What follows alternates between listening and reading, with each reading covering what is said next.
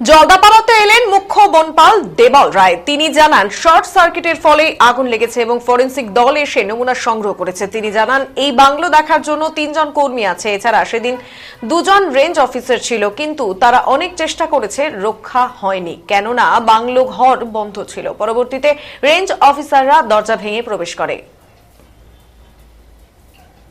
যে এটা হতে পারে এবং আমরা এই ব্যাপারে অলরেডি যারা নলেজেবল তাদের সাথে কথা বলেছি এবং জেনেছি।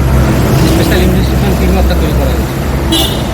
একটা টিম তৈরি করা হয়েছে শুনেছি, আমি কলকাতায় গেলে বলতে পারবো, এবং সেটা অন্যান্য যে সমস্ত ফরেস্ট গেস্ট হাউস আছে তাদের ভালনারেবিলিটি অ্যাসেস করে কী কী স্টেপ নেওয়া যায় সেটা কালকে বন প্রতিমন্ত্রী আসার আমি এই মুহূর্তে বলতে পারবো না, আমি আগেই এসে গেছি।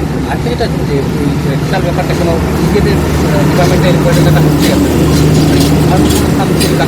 ছিল।